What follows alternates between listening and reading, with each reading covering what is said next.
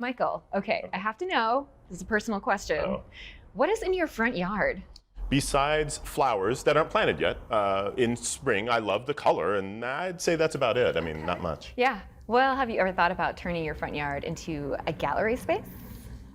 That sounds really neat, but I have an HOA, unfortunately, unlike the two artists in Colorado Springs who transformed their front lawn into a public showcase. It's called simply The Yard, and it's designed to inspire the neighborhood. Kate takes us there to explore this wild and wonderful lawn gallery. And then cut it with a little extra. There's like a few minutes of trying to keep your hands clean, and then you have to just give up because you're about to be covered in wax. When artists install their work in a gallery, that process is often closed to the public, shielded in favor of the big reveal on opening night.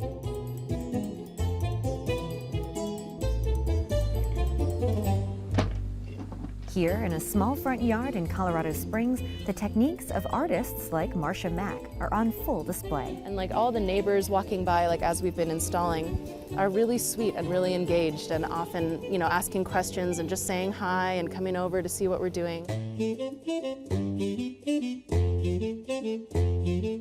I'm Jessica Langley. And I'm Ben Kinsley, and we run a project space in our front yard called The Yard. That is a site for public art in a front yard of our home here in Colorado Springs. When we were looking at houses, one of the questions we asked the realtor that we were working with was, do you think people would mind if we did something kind of crazy in our front yard? He's like, oh no, this neighborhood should be good. Our motto is ask for forgiveness, not for permission.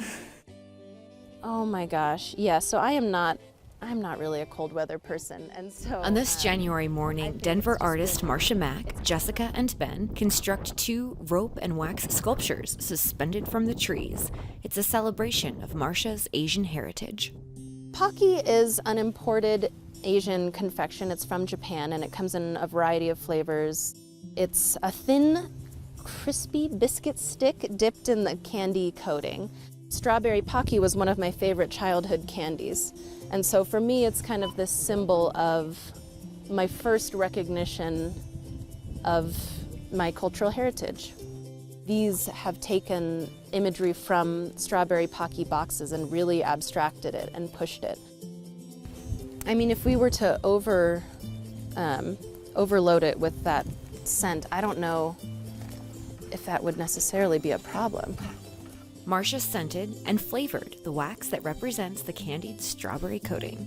You know, the strawberry smell is a little bit sickly after a while, but that's part of the piece, and I do like that about it. We get a lot of dogs sniffing the strawberry scent.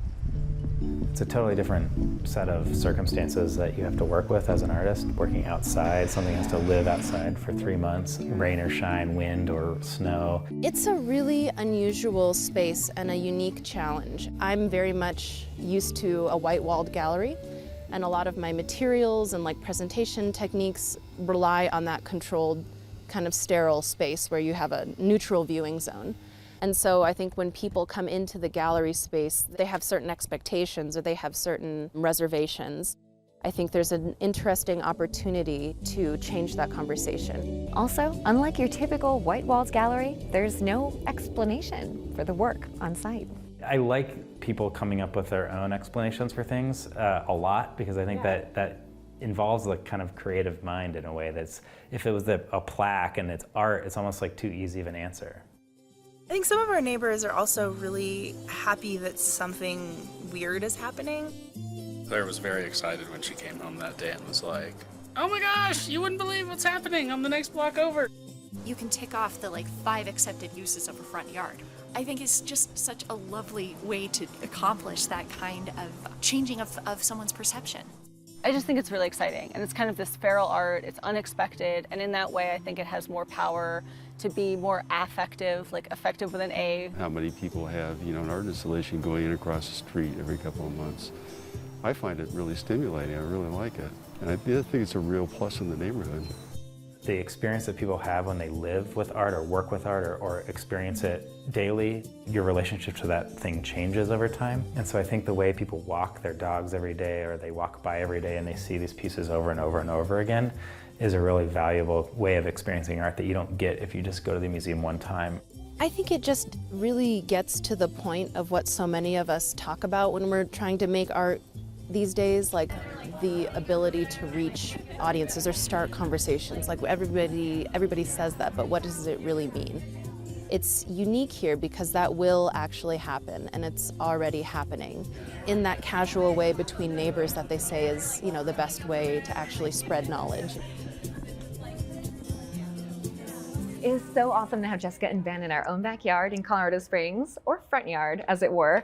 They actually moved here from Queens, New York, where I learned they had another uncommon exhibit space. They used the laundry line of their apartment complex. Check this out. That is such a brilliant idea to activate these spaces. The Yard is a beacon for neighborhood connections. It really is. And the Yard recently received the Insight Fund grant through Denver's Redline Contemporary Art Center and the Andy Warhol Foundation for the Visual Arts. Check out what's in the Yard at the links below.